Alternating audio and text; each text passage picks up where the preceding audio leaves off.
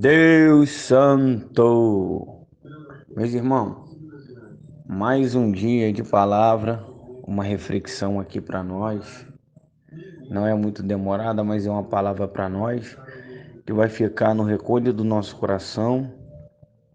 Desde já, eu já te peço para você se inscrever no nosso canal, ativar o sino da notificação, todas, entendeu? Deixar um like para poder o YouTube selecionar para o YouTube indicar os vídeos para as pessoas e deixe um comentário lá e compartilhe o vídeo com outra pessoa. Compartilhe esse áudio com outra pessoa que está assistindo, amém? Se inscreva lá no canal, ative o sino da notificação, deixe um like e compartilhe o vídeo, amém? Que o like, o YouTube vai entender que as pessoas estão gostando, amém? E aí assim você vai sendo edificado e eu também. Eu vou sendo edificado e você. Amém? Eu vou deixar aqui Jeremias, capítulo de número 23, versículo de número 5 e versículo de número 6. Jeremias, capítulo 23, versículo 5, versículo 6.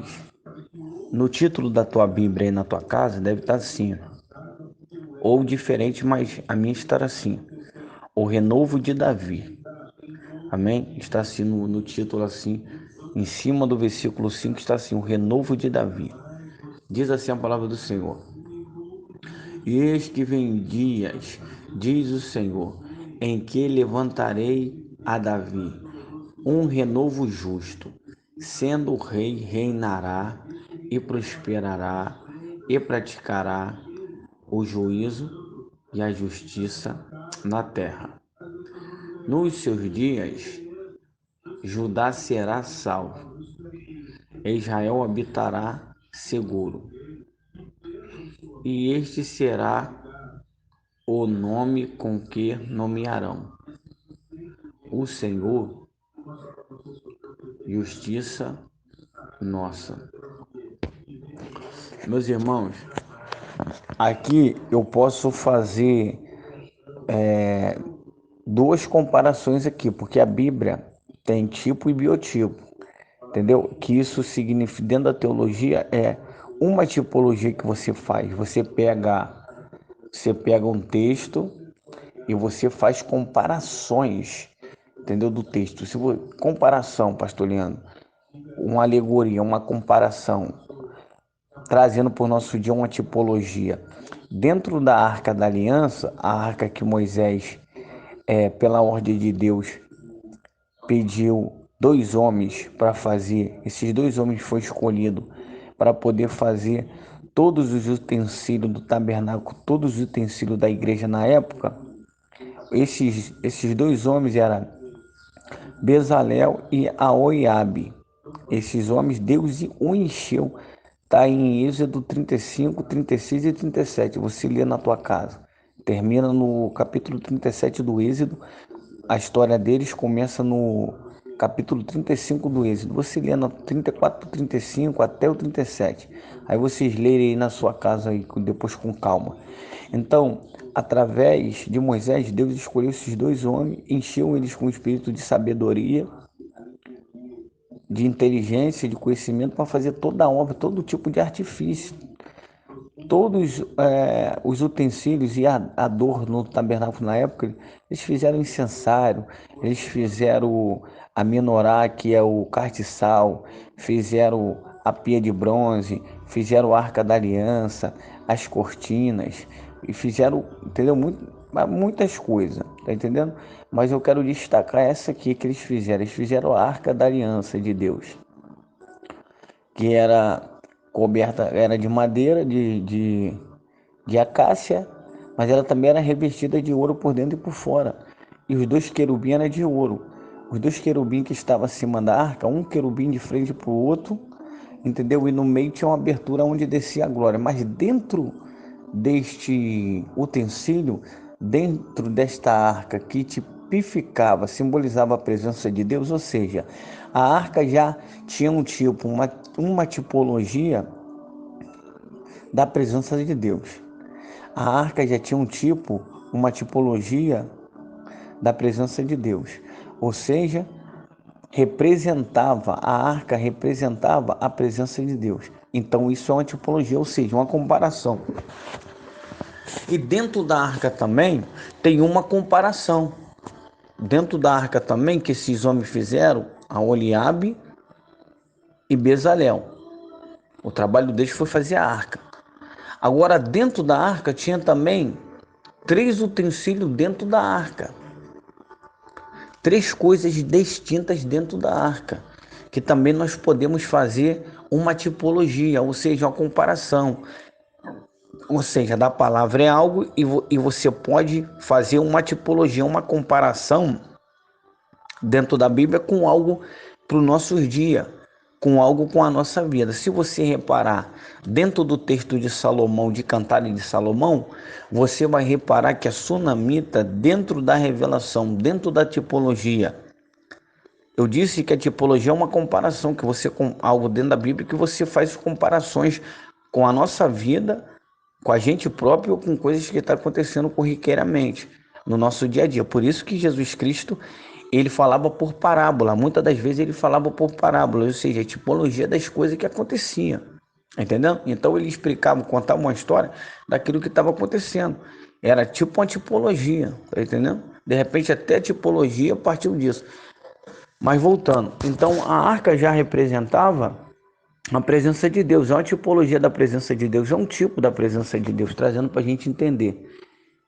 E aqueles utensílios que estavam dentro da arca também faziam uma comparação, uma tipologia para a nossa vida hoje. Uma tipologia para a vida da época e uma tipologia para a nossa vida hoje. Claro que eles não usavam essa linguagem de tipologia. Lá no caso era representatividade. Era um marco para eles, entendeu? Era um marco para eles. Eles não usavam essa linguagem de tipologia, entendeu? Mas era uma comparação e era algo que tinha acontecido verdadeiramente nos dias da época, no contexto da época e trazendo para o nosso contexto. Então isso também é uma tipologia. Eu vou chegar aqui no texto, que eu vou fazer 2 comparações aqui no texto. Não vou ferir o texto, eu vou fazer uma tipologia. Que aqui nós vamos ver 2 coisas distintas. Primeiro a gente vai ver do versículo 1, não vou meter no versículo 1, a gente vai ver do versículo 1 até o versículo 4, que Deus está usando Jeremias está falando para a nação de Israel acerca dos maus pastores, que destrói, ou seja, destruía mesmo as ovelhas, tanto o pastor material, que cuidava de ovelha, e também está dizendo do pastor espiritual, que na época era o que? Sacerdote. Entendeu? Aqui, lá já tem 2 comparações. Então ele fala do pastor ruim, entendeu? Ele fala do pastor ruim, pastor de ovelha mesmo, e também nós podemos fazer uma tipologia de pastor ser humano, que cuida de vida, que cuida de alma, como era o sacerdote na época, cuidava de vidas. Era responsável pelas vidas, pelas orações da vida, pelo povo na época.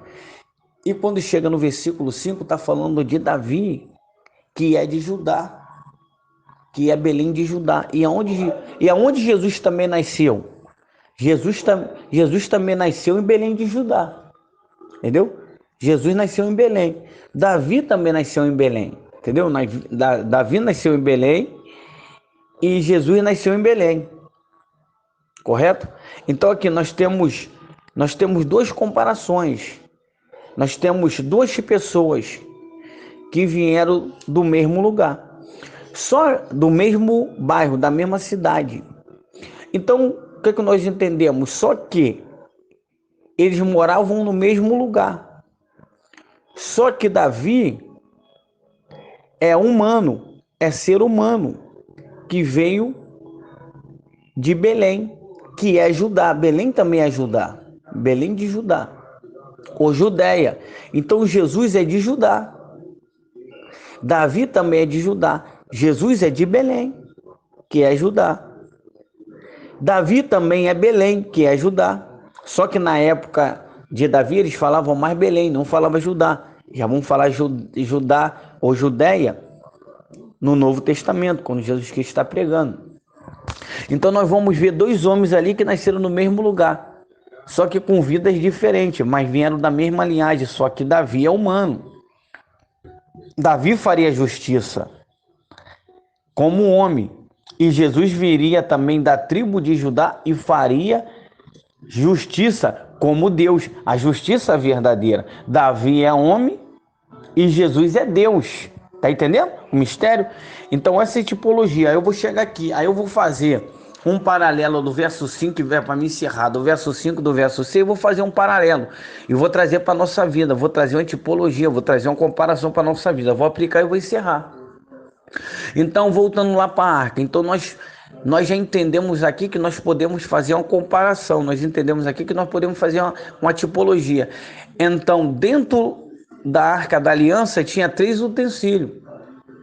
Dentro da arca da aliança tinha três utensílios, tinha 3 coisas distintas. Vou botar assim para tu entender. Tinha 3 coisas distintas dentro da arca de Deus que representava a presença de Deus. Já trazendo para nós, a arca representava a presença de Deus naquela época. A arca que 2 homens fizeram representava a presença de Deus. O que é a arca hoje? A nossa vida.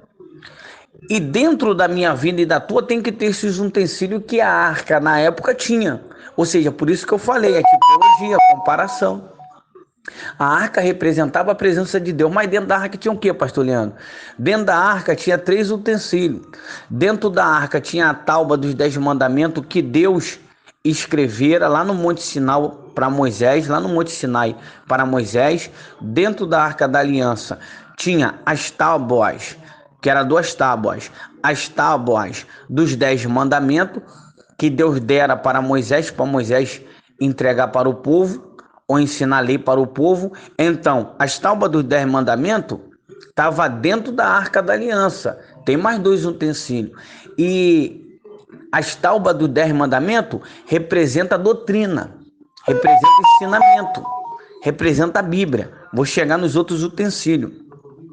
E também tem o vaso de maná, que caiu no deserto.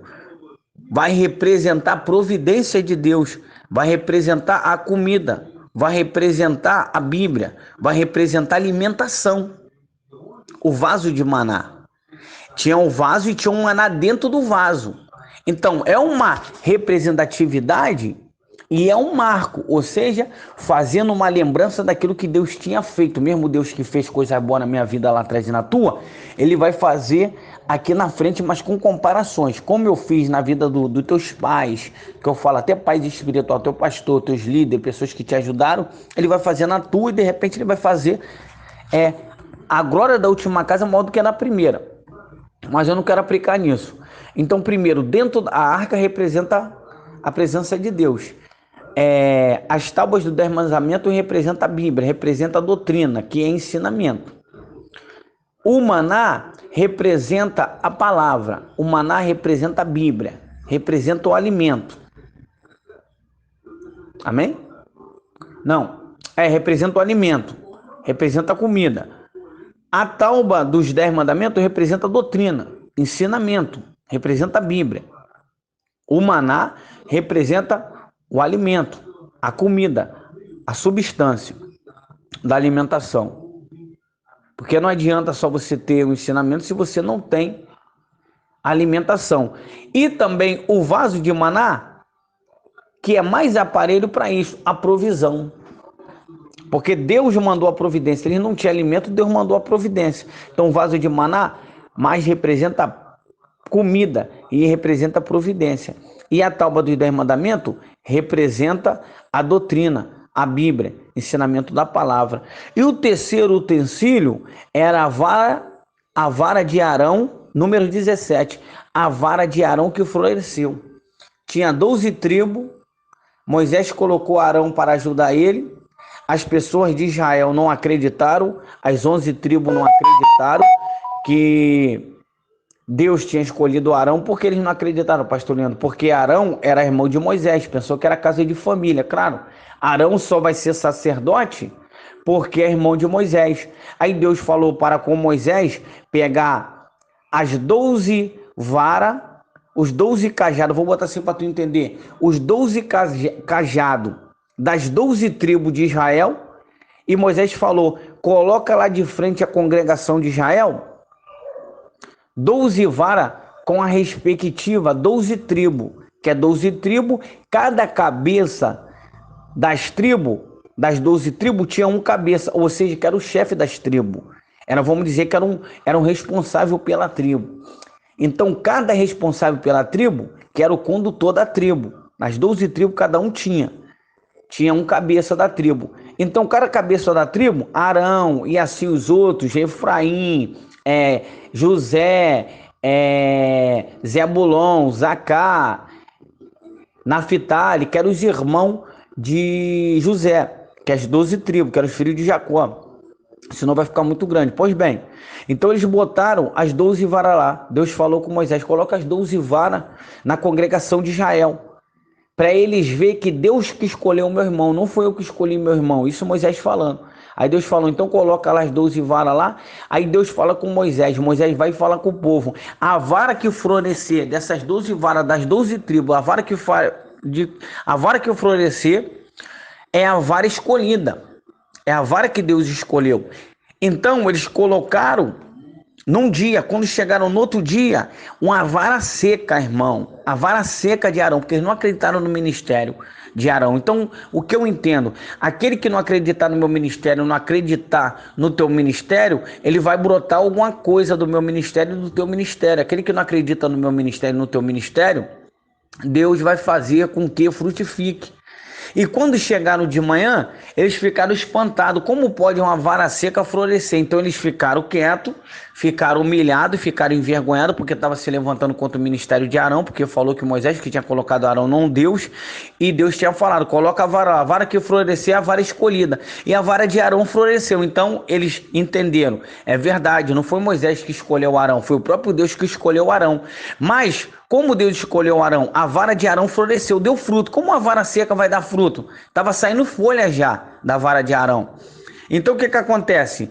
Aqueles que não acreditam no teu ministério, você só está aqui, você só é pastor, você só é missionário, você só é irmão porque alguém te ajudou. Você só é irmão, só é irmã porque você tem um pistolão, você tem um peixe, alguém que te... Não.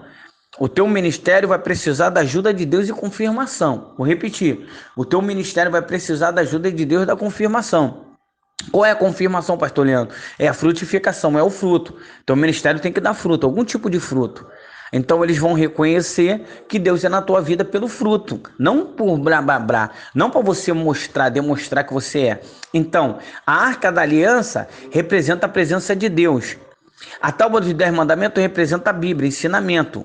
O vaso de maná, mais aproximado, representa a providência, o alimento. Deus te dá o alimento, tanto material como espiritual. E a vara de Arão é frutificação, ou seja, crescimento. Então, dentro de mim, que sou a arca de Deus hoje, eu tenho que ter a palavra, eu tenho que ter ensinamento, eu tenho que ter a providência para mim e tenho que gerar providência, material espiritual para os outros.